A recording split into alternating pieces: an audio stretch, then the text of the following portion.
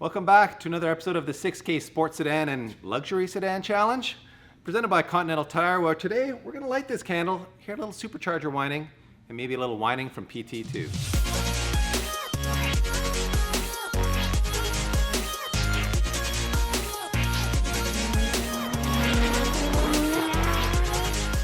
As you guys will recall, at least those of you who watched us start the supercharger install, we got to a point where we couldn't progress anymore because the throttle body was hitting on the fuel rail. And that was because the violate elbow adapter here had never been test fit before on a stock fuel rail and stock injector car like ours, and we ran into a clearance issue. So Travis from violate actually did a 3D print of a spacer here. It's just a 25 mil spacer that moves the throttle body out, and it now clears the throttle body. So that fixes that problem. However, he's also since then revised the design of this elbow, and it actually moves the throttle body out far enough to clear the fuel rail, but also rotates it a bit this way, which I think will give us better routing for a finalized air intake to the air box. But for today, this will at least allow us to get on with the rest of the installation and fire this thing up, because we'll just drop the air box in here, connect this with a straight pipe, and we'll have what we need to fire it up. So this is just a temporary solution for now. You'll see our final solution once that new fully billet CNC machined elbow arrives, and we can deal with that. But in the meantime, we're going to get on with buttoning up all the rest of this, which means, you know, belts and final install of the supercharger, spark plugs, and all that good stuff. So let's get down to some action here.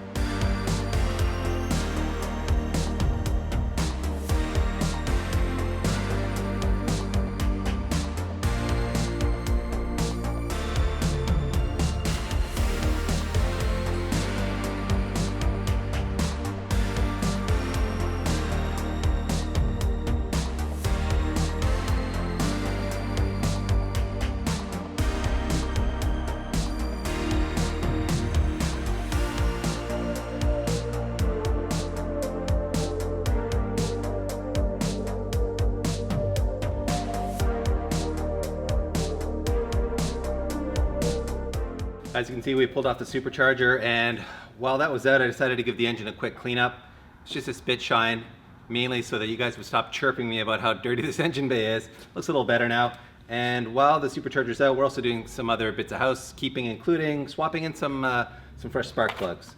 For that, I've gone with NGK Iridiums in a BKR 7E11. The stock plugs are a 6E11, so we've gone one step colder, which is the recommendation when adding boost pressure to these motors. And we're also gapping them down slightly from a 0.044 to a 0.035-ish range, which is based on feedback from boosted 3 guys, including Travis at violate. Okay, plug number one. And I mean, it doesn't look brand new, does it? But it doesn't look horrible either. I could check the gap on it. I actually already did the other bank already, and they're all about 0.005 out of spec now, so they've seen some action. This is a iridium NGK as well. We've stayed with a iridium, and Travis actually recommends going to a copper. He's felt some fouling issues with the iridiums on his supercharged UZ motors, but we'd already ordered these, so we're going to try the iridiums. But if we do run into any fouling issues, we'll swap out to the coppers. Spark plugs are in and torque to spec, and now we're actually going to check the torque spec on the valve cover, because as you may recall, a couple episodes ago, Peter was chirping me about how my valve cover was leaking down in this area, which was a fair play on his part, because God knows I've chirped the BMWs enough about that. However, some of you UZ guys reached out and said the valve covers are notorious for, the bolts are notorious for coming loose on the valve covers and allowing a little bit of leak like that. So I actually checked them on that side, and they were pretty loose, PT. So I'm optimistic that we're going to have a fix here just by checking the torque on here, which is a whopping 69 inch-pounds, not foot-pounds, inch-pounds. And yeah, look how much I'm able to turn it. That was a full quarter turn before we got to spec. So you're not going to replace the gasket? No, man. Everyone says you just tighten them and you're good to go. That's Toyota life, PT. You just tighten them and you're good to go. I love that. I hope that's the case. I do too. I'm going to pretend that's the case no matter what happens here. So anyway, I'll torque the rest of it down and we'll move on. Next on our checklist here is this power steering line that we talked about a couple of episodes ago, where we weren't too sure what to do about it. And again, you guys reached out. The LS community is helping us out a ton on this thing, and there was a couple of solutions, one of which is to loop it off like we've done here. The other is to like disconnect it and cap it off down at the pump and the valve. So we decided to do this way because we think it's a simpler and more reversible solution. So if we ever wanted to revert to stock for whatever reason, we could do that very easily, and we'll just tuck this underneath the airbox or something so it won't even be visible. Next up here, we are finalizing the installation of the fuel rail and injectors, and they just drop in as such. And we've got 2 bolts holding it in place, and I think that is about as easy a job as I'm gonna do today. I am just finalizing the backside of this blower, which meant capping this large tube pipe right here. We also blocked off the EGR and this nipple here. And there was a spot for a map sensor right here. And what I did is I just built a block off plate as well, but we tapped into that because we need a reference for this blow off valve. And as you can see, we just run it to the top port. This port stays open. So with that being done, it is time we lay down a bead of our Permatex gasket dressing and sealant, which is fuel resistant. Look for the blue. So I'm gonna run a bead right along this edge right here, which is where we want it to seal, and then we'll throw this bad boy onto the engine. Somehow I got to do the pop of Smurf juice again, eh? I figured I didn't want it on me if this thing was gonna leak, DP. Yeah. Because, you know, I could be trying to sabotage you. That's true. You might not make all the boost if that isn't fully sealed, so... Yeah, very. That's a smart move on your part. It's all on you here. We've had a slight little problem here. One of the bolts right on the backside here has fallen out.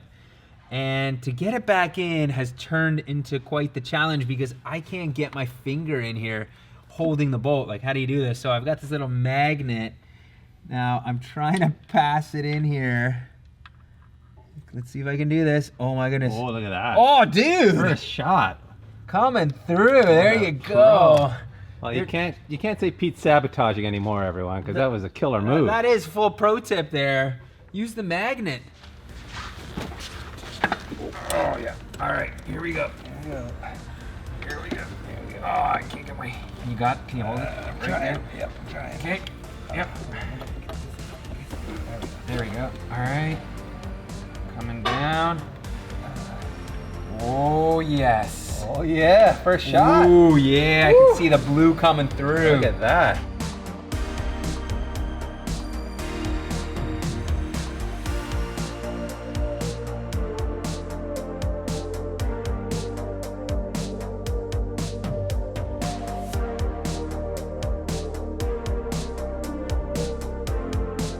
Just torquing these nuts to hold down the supercharger, and they are to be torqued to 18 Newton meters or 13 foot-pounds as per Late's instructions. And a lot of you guys were asking in the comment section and in messages and so on how the bolt that's passed through the bottom there doesn't spin as I'm tightening them down. And to be honest, I don't know the answer. We do have a bit of that sealant on the bottom, you know, like the chamfered side of the bolt, but it's not going to be strong enough to hold against 18 Newton meters. So whatever Friction, maybe? friction, I don't know. or yeah, whatever the reason is, they seem to be torquing down no problem. So so far so good.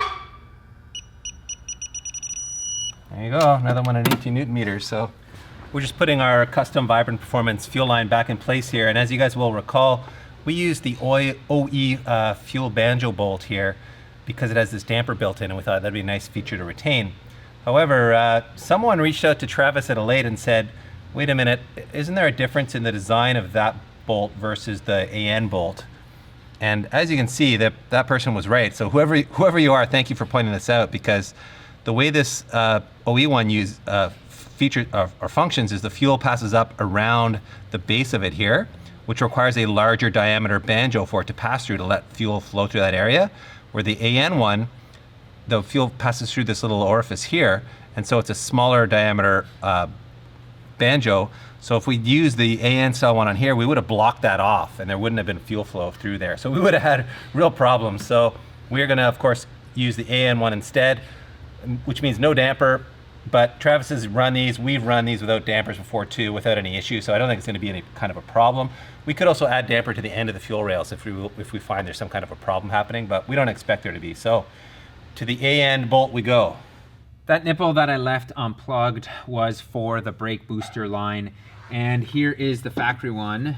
And I went up to the stash, found another line that has this nice little bend in it because it is tight back there.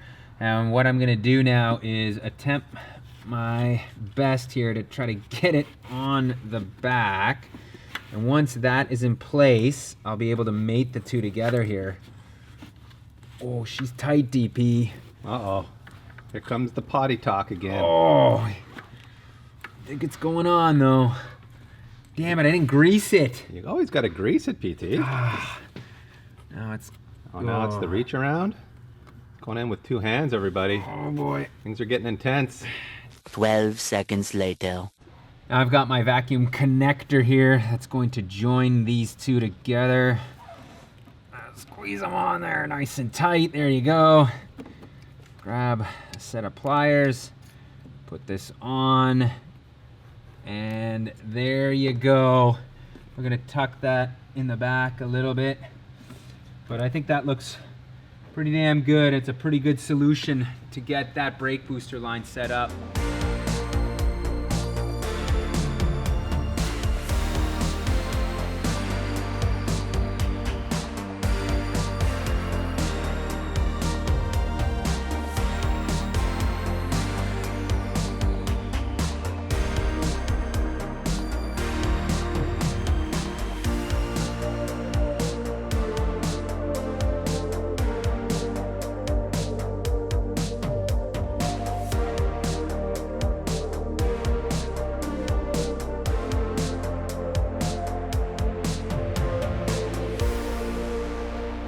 As you just saw in the time lapse there, I made a paper gasket up for the elbow to supercharger connection, and that's because we don't want to put our brand new OE gasket in there and potentially damage it or whatever, because this is still a temporary setup with this elbow. So figured let's just throw a gasket in there so it's not too much of a leaky mess when we fire this up.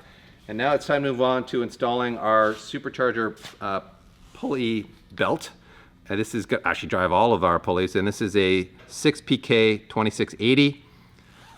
This is what fits on our setup. Presumably it would fit on your 3Z with the same supercharger, but I'm not making you any promises on that because we did try about, what, 2 or 3 different belts, Pete, before we narrowed it down. Yeah, to it this was one. a lot. There was a lot more slack to be taken up with the tensioner than we predicted based on our measurement.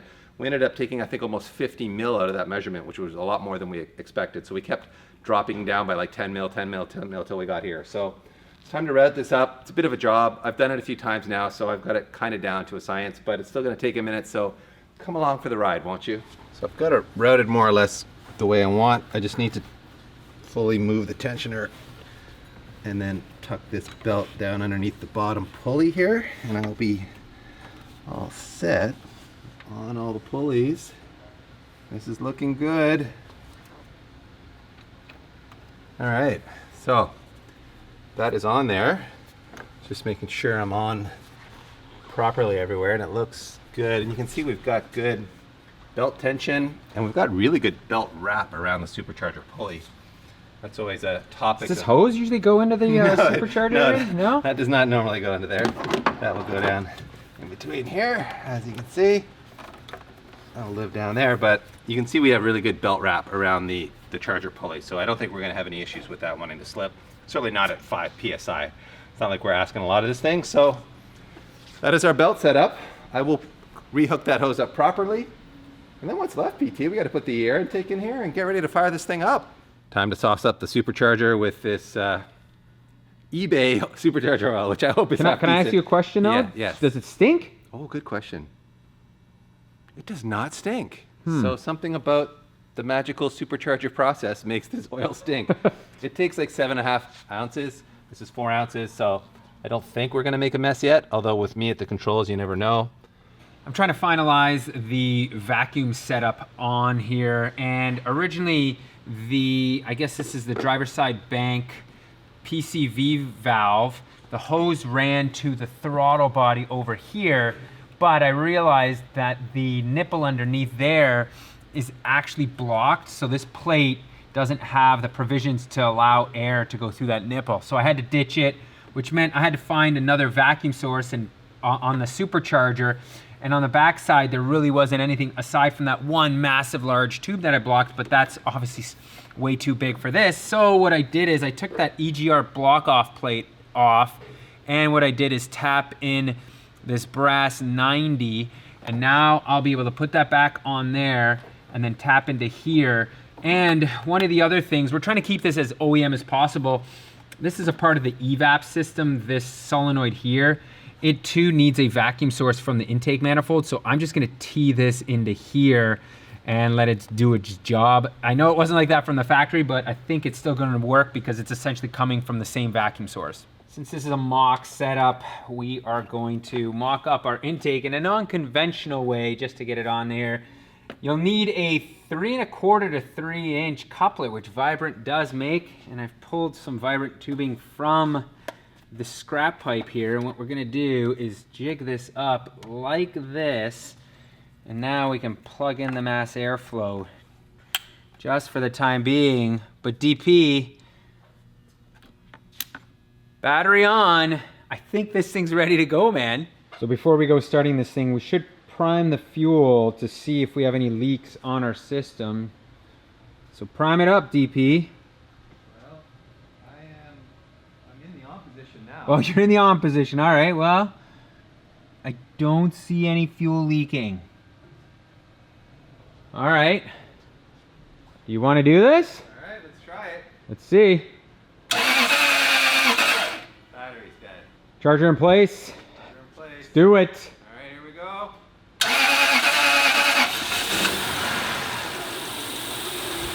DP, I thought this thing was going to be louder than this. Oh my goodness.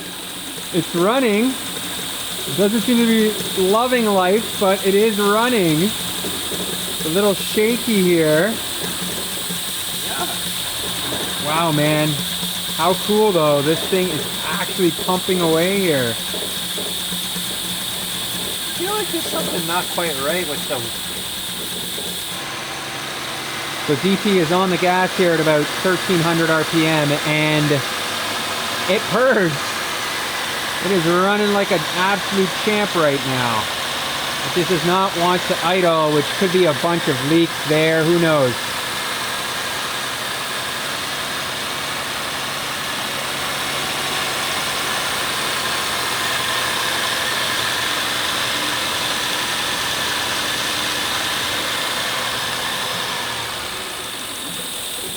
Well, guys, she's a runner, and I will say it was probably a little anticlimactic. I might have looked a little concerned there for a minute because it was running kind of rough below 1,000 RPM. I didn't really want to idle properly. We're guessing it has something to do with our jerry-rigged intake setup. We probably have a vacuum leak in there or something. But the good news is we weren't throwing any engine codes for anything else related to this whole setup. So it seems like we're in pretty good shape. We have a couple little things that we need to sort out. Like we're thinking the smooth idler pulley needs to move inboard a little bit more. And in other news, I have some ECU solutions coming that should help us sort this out a little bit better, including a dyno mode for getting some good power runs in there, as well as a different tune. So I don't want to spoil the surprise on that, so stay tuned for all that in a future episode. And in the meantime, we've got some other things to do, so while we wait for that elbow and some ECUs to arrive in the mail, we'll keep you entertained here with more LS action, as well as some more stuff coming on the M5, the noisier of these two projects. You can see we've got ourselves an answer. Our injectors are leaking, and truth be told, when I was putting them in, I'll show you in a second, I was a little worried that they didn't seat properly, and I know now why.